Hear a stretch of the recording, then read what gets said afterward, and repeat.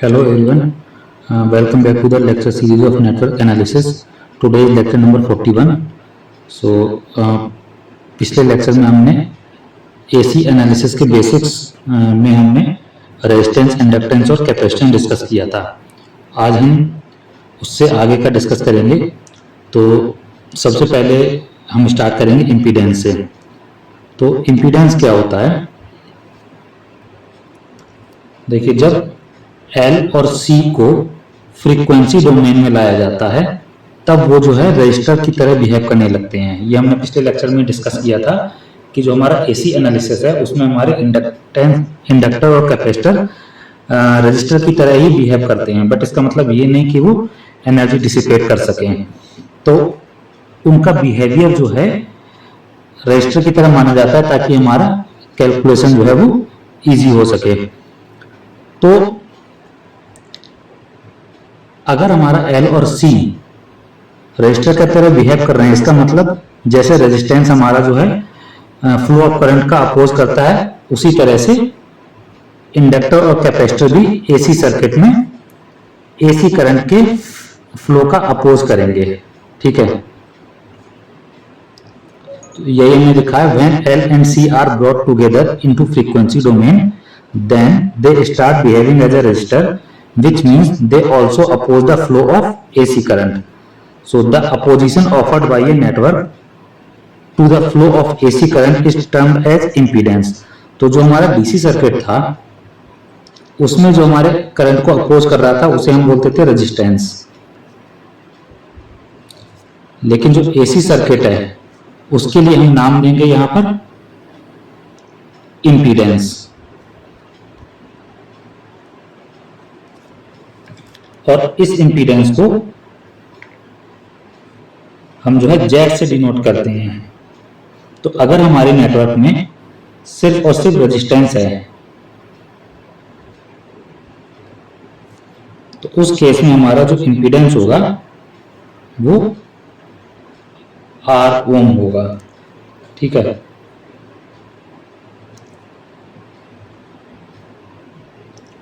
Inductance के लिए जो हमारा इम्पीडेंस होगा वो जे ओमेगा एल ओम होगा।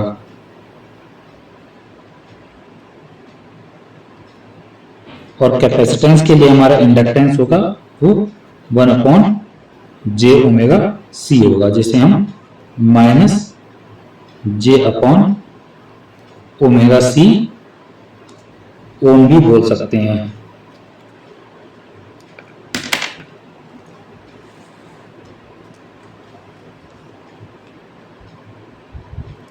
फॉर एग्जाम्पल, अगर हमारा R और L सीरीज में कनेक्टेड हैं तो उसका इम्पीडेंस क्या होगा? किसी नेटवर्क में R और L सीरीज में कनेक्ट है तो उसका इम्पीडेंस होगा रेजिस्टेंस प्लस इंडक्टेंस का इम्पीडेंस। तो रेजिस्टेंस के लिए तो हम सीधे R लिखते हैं और प्लस इंडक्टर के लिए जे ओमेगा एल। तो ये हो जाएगा हमारा इम्पीडेंस आरएल सीरीज नेटवर्क के लिए। तो इम्पीडेंस में भी हमारे सीरीज और पैरेलल कॉम्बिनेशन होते हैं जो हमारे डीसी में रेजिस्टेंस की तरह ही काम करते हैं। तो जेड इक्विवेलेंट इक्वल टू हो जाएगा हमारा Z1 plus Z2 plus Z3 plus so on Zn।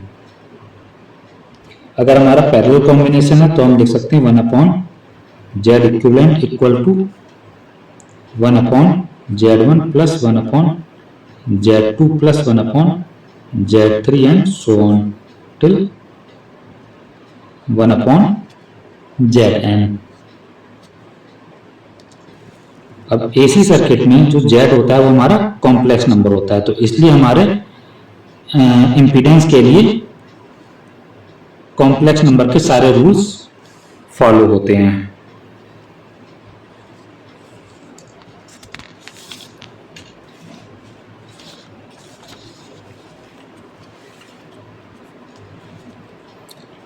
Next है हमारा रिएक्टेंस।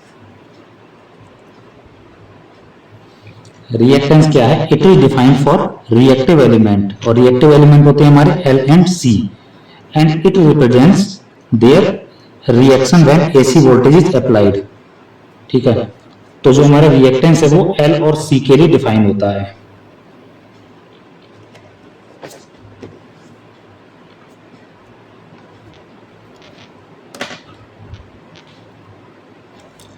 तो अगर हम मैग्नीट्यूड की बात करें, सो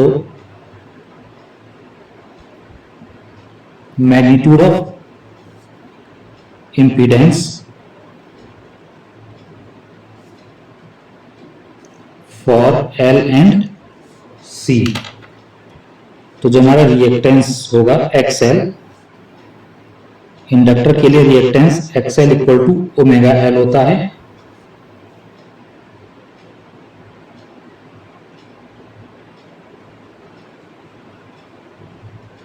इंडक्टेंस के लिए, और XC equal to 1 upon omega C, ये होता है हमारा कैपेसिटेंस के लिए। तो ये जो हमारा रिएक्टेंस है, reactance is analogous to resistance for L and C, but it is a real number, where impedance is a complex number which can have real and imaginary part both. तो हमने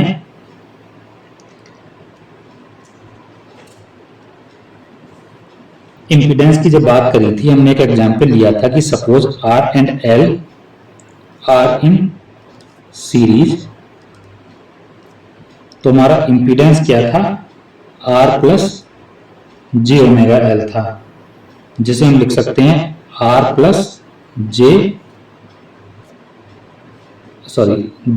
XL, where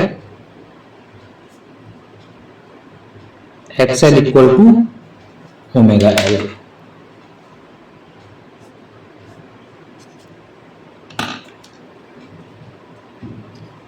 ठीक है, तो यहां पर हमारा ये जो है R, ये रियल पार्ट है, R जो है हमारा रियल पार्ट ऑफ Z यानी इंपीडेंस है, और ये जो हमारा X है वो हमारा इमेजिनरी पार्ट ऑफ इंपीडेंस है। तो जो रियल पार्ट ऑफ इंपीडेंस था वो तो था हमारा रेजिस्टेंस, लेकिन जो इमेजिनरी पार्ट ऑफ इंपीडेंस था वो हमारा था X यानी कि रिएक्टेंस, इसी को हम रिएक्टेंस बोलते हैं। तो reactance is nothing but a imaginary part of impedance.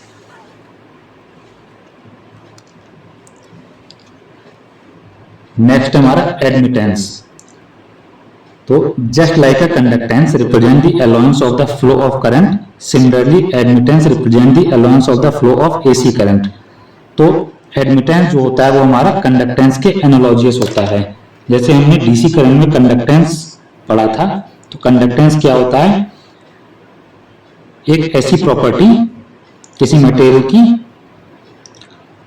जो फ्लो ऑफ करंट को अलाउ कर रही हो। उसी तरह से हमारा एडमिटेंस होता है allowance of the flow of AC current. So जैसे हमारा कंडक्टेंस जो होता है वो रेसिप्रोकल ऑफ रेजिस्टेंस होता है 1 upon R, in the same manner admittance is the reciprocal of impedance.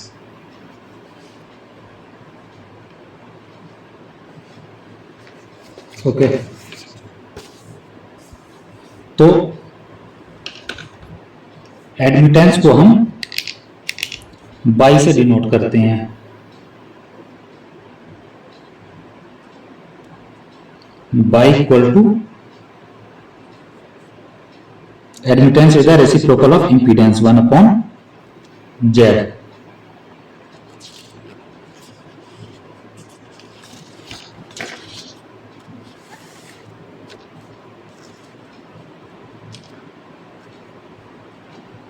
So Y equal to 1 upon Z। Z की unit होती है ओम, तो इसको हम रिवर्स ओम सिंबल से डिनोट करते हैं या मोह बोलते हैं,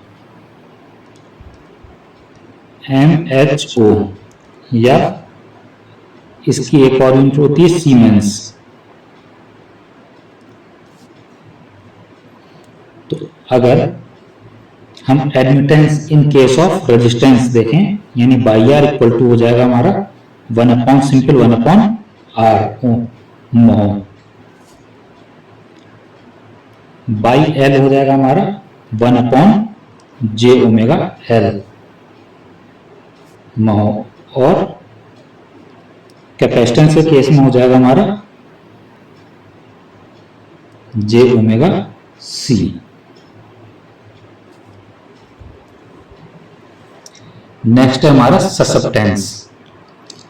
so just like a conductance is defined for resistance, susceptance is defined for the inductance and capacitance. ठीक है, यानी कि ये जैसे हमारा कंडक्टेंस था वो R के लिए डिफाइन किया गया था, उसी तरह से हमारा ससेप्टेंस जो है X के लिए डिफाइन किया गया। और किसका X? इंडक्टेंस या कैपेसिटेंस का X।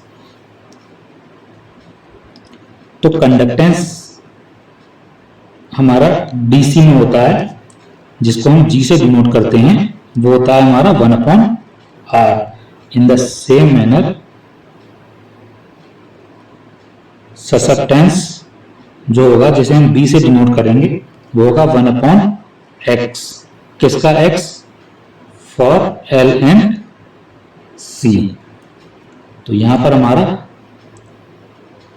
इंडक्टर के लिए ससेप्टेंस हो जाएगा 1/ωL, और कैपेसिटेंस के लिए ससेप्टेंस हो जाएगा ωC।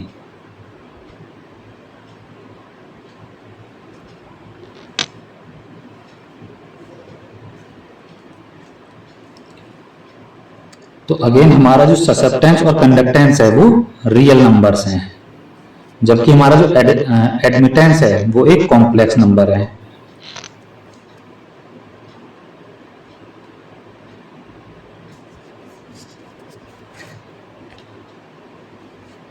तो अगर हमने पढ़ा है कि Z इक्वल टू क्या था? R plus JωL। अगर हमारा R एंड L है किसी नेटवर्क में, ठीक है, तो बाई क्या हो जाएगा? G यानी कंडक्टेंस प्लस JB। ωL क्या है?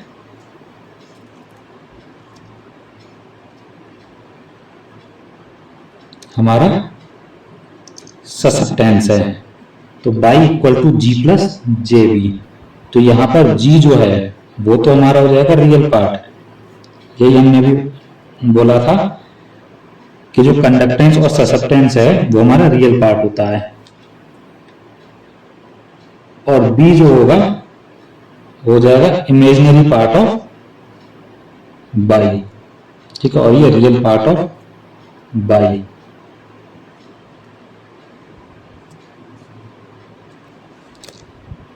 तो again susceptance represent the allowance to the flow of AC current by L and C, यानी ससेप्टेंस जो है वो हमारे L और C के द्वारा AC करंट के फ्लो को रिप्रेजेंट करता है। नेक्स्ट लेक्चर में हम कुछ इन पर बेसिक न्यूमेरिकल्स डिस्कस करेंगे। Thank you for watching.